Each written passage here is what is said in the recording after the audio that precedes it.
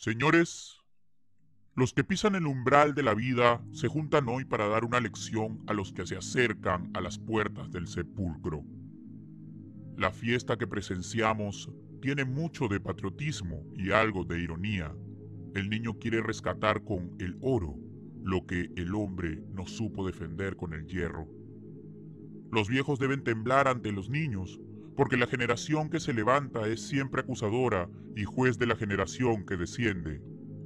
De aquí, de estos grupos alegres y bulliciosos, saldrá el pensamiento austero y taciturno. De aquí, el poeta que fulmine las estrofas de acero retemplado. De aquí, el historiador que marque la frente del culpable con un sello de indeleble ignominia. Niños, sed hombres, madrugad a la vida, porque ninguna generación recibió herencia más triste, porque ninguna tuvo deberes más sagrados que cumplir, errores más graves que remediar, ni venganzas más justas que satisfacer. En la orgía de la época independiente, vuestros antepasados bebieron el vino generoso y dejaron las heces.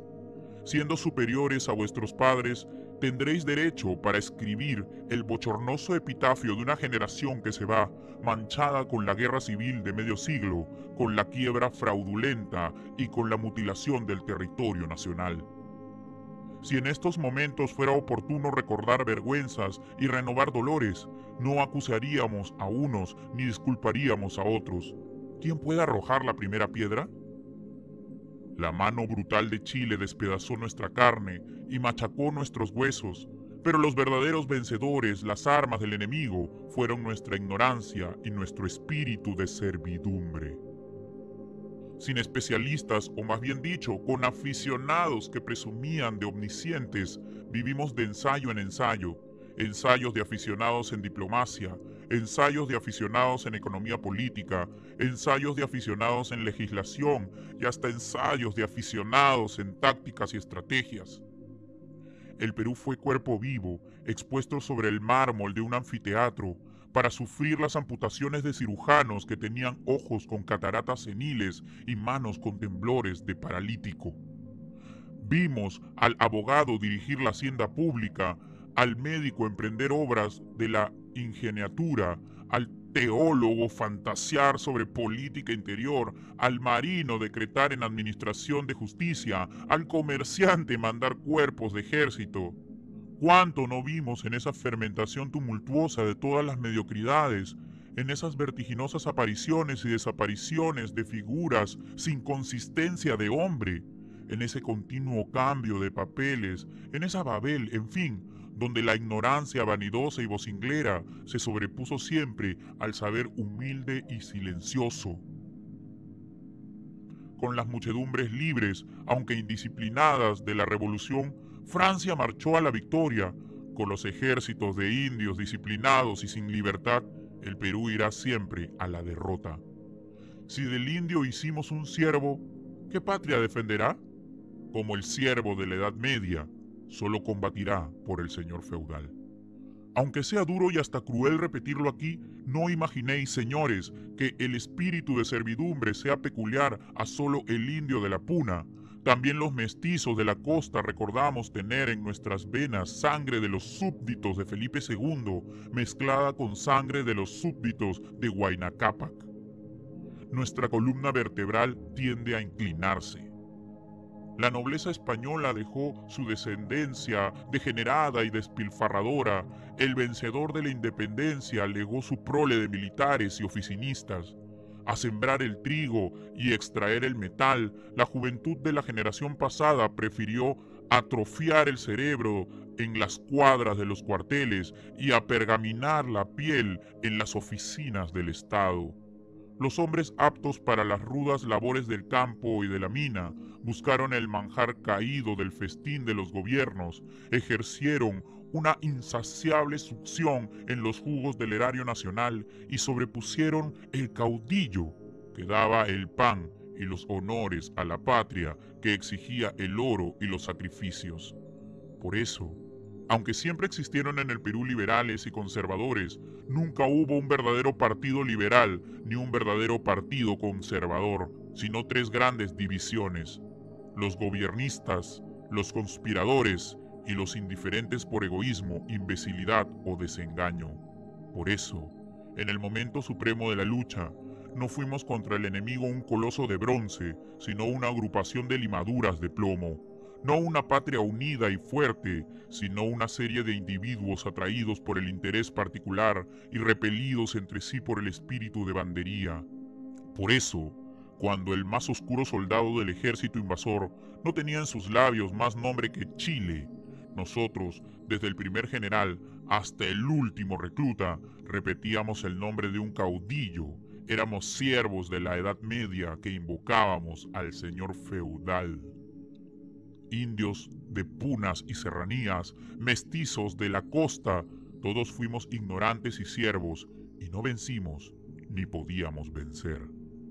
Si la ignorancia de los gobernantes y la servidumbre de los gobernados fueron nuestros vencedores, acudamos a la ciencia, ese redentor que nos enseña a suavizar la tiranía de la naturaleza. Adoremos la libertad, esa madre engendradora de hombres fuertes. No hablo, señores, de la ciencia momificada que va reduciéndose a polvo en nuestras universidades retrógradas. Hablo de la ciencia robustecida con la sangre del siglo, de la ciencia con ideas de radio gigantesco, de la ciencia que trasciende a juventud y sabe a miel de panales griegos, de la ciencia positiva que en solo un siglo de aplicaciones industriales produjo más bienes a la humanidad que milenios enteros de teología y metafísica. Hablo, señores, de la libertad para todos, y principalmente para los más desvalidos. No forman el verdadero Perú las agrupaciones de criollos extranjeros que habitan la faja de tierra situada entre el Pacífico y los Andes. La nación está formada por las muchedumbres de los indios diseminadas en la banda oriental de la cordillera. 300 años ha que el indio rastrea en las capas inferiores de la civilización, siendo un híbrido con los vicios del bárbaro y sin las virtudes del europeo. Enseñadle siquiera a leer y escribir y veréis si en un cuarto de siglo se levanta o no a la dignidad de hombre. A vosotros, maestros de escuela, toca galvanizar una raza que se adormece bajo la tiranía del juez de paz, del gobernador y del cura, esa trinidad embrutecedora del indio. Cuando tengamos pueblos sin espíritu de servidumbre y militares y políticos a la altura del siglo, recuperaremos Arica y Tacna, y entonces, y solo entonces, marcharemos sobre Iquique y Tarapacá, daremos el golpe decisivo, primero y último. Para ese gran día, que al fin llegará, porque el porvenir nos debe una victoria, fiemos solo en la luz de nuestro cerebro y en la fuerza de nuestros brazos. Pasaron los tiempos en que únicamente el valor decidía de los combates. Hoy, la guerra es un problema. La ciencia resuelve la ecuación. Abandonemos el romanticismo internacional y la fe en los auxilios sobrehumanos. La tierra escarnece a los vencidos y el cielo no tiene rayos para el verdugo. En esta obra de reconstrucción y venganza, no contemos con los hombres del pasado. Los troncos añosos y carcomidos produjeron ya sus flores de aroma deletérea y sus frutas de sabor amargo. Que vengan árboles nuevos a dar flores nuevas y frutas nuevas.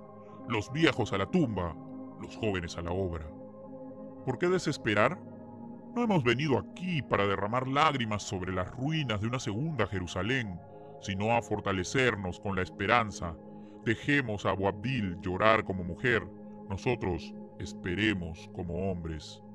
Nunca menos que ahora conviene el abatimiento del ánimo cobarde, ni las quejas del pecho sin virilidad. Hoy que Tacna rompe su silencio y nos envía el recuerdo del hermano cautivo al hermano libre, elevémonos unas cuantas pulgadas sobre el fango de las ambiciones personales y a las palabras de amor y esperanza respondamos con palabras de aliento y fraternidad. ¿Por qué desalentarse? ¿Nuestra cima, nuestro suelo, son acaso los últimos del universo? En la tierra no hay oro para adquirir las riquezas que debe producir una sola primavera del Perú. ¿Acaso nuestro cerebro tiene la forma rudimentaria de los cerebros hotentotes o nuestra carne fue amasada con el barro de Sodoma? Nuestros pueblos de la sierra son hombres amodorrados, no estatuas petrificadas. No carece nuestra raza de electricidad en los nervios ni de fósforo en el cerebro. Nos falta sí consistencia en el músculo y hierro en la sangre. Anémicos y nerviosos, no sabemos amar ni odiar con firmeza. Versátiles en política, amamos hoy a un caudillo hasta sacrificar nuestros derechos en aras de la dictadura, y le odiamos mañana hasta derribarle y hundirle bajo un aluvión de lodo y sangre. Sin paciencia de aguardar el bien, exigimos improvisar lo que es obra de la incubación tardía. Queremos que un hombre repare en un día las faltas de 4 generaciones. La historia de muchos gobiernos del Perú cabe en 3 palabras: imbecilidad en acción. Pero la vida toda del pueblo se resume en otras 3: versatilidad en movimiento. Si somos versátiles en amor, no solo somos menos en odio. El puñal está penetrando en nuestras entrañas y ya perdonamos al asesino. Alguien ha talado nuestros campos y quemado nuestras ciudades y mutilado nuestro territorio y asaltado nuestras riquezas, convertido el país entero en ruinas de un cementerio. Pues bien, señores, ese alguien a quien jurábamos rencor eterno y venganza implacable empieza a ser contado en el número de nuestros amigos. No es aborrecido por nosotros con todo el fuego de la sangre, con toda la cólera del corazón. Ya que hipocresía y mentira forman los polos de la diplomacia, dejemos a los gobiernos mentir hipócritamente jurándose amistad y olvido. Nosotros, hombres libres, reunidos aquí para escuchar palabras de lealtad y franqueza, nosotros, que no tememos explicaciones ni respetamos susceptibilidades, nosotros, que no tememos explicaciones ni respetamos susceptibilidades, nosotros, que no tememos explicaciones ni respetamos susceptibilidades, nosotros levantemos la voz para enderezar el esqueleto de estas muchedumbres encorvadas. Hagamos por oxigenar esta atmósfera viciada con la respiración de tantos organismos infectos y lancemos una chispa que inflame en el corazón del pueblo el fuego para amar con firmeza todo lo que se debe amar y para odiar con firmeza también todo lo que se debe odiar. Ojalá, señores, la lección dada hoy por los colegios libres de Lima halle ejemplo en los más humildes caseríos de la República. Ojalá todas las frases repetidas en fiestas semejantes no sean melifluas alocuciones destinadas a morir entre las paredes de un teatro, sino rudos martillazos que retumben por todos los ámbitos del país. Ojalá cada una de mis palabras se convierta en trueno que repercuta en el corazón de todos los peruanos y despierte los 2 sentimientos capaces de regenerarnos y salvarnos: el amor a la patria y el odio a Chile. Coloquemos nuestra mano sobre el pecho, el corazón nos dirá si debemos aborrecerle. Si el odio injusto pierde a los individuos, el odio justo salva siempre a las naciones. Por el odio a Prusia, hoy Francia es poderosa como nunca. Cuando París venció se agita, Berlín vencedor se pone de pie. Todos los días, a cada momento, admiramos las proezas de los hombres que triunfaron en las llanuras de Maratón o se hicieron matar en los desfiladeros de las Termópilas. Y bien, la grandeza moral de los antiguos helenos consistía en el amor constante a sus amigos y en el odio inmutable a sus enemigos. No fomentemos pues en nosotros mismos los sentimientos anodinos del guardador de serrallos, sino las pasiones formidables del hombre nacido para engendrar a los futuros vengadores. No diga el mundo que el recuerdo de la injuria se borró de nuestra memoria antes que desapareciera de nuestras espaldas la roncha levantada por el látigo chileno. Verdad, hoy nada podemos, somos impotentes, pero aticemos el rencor.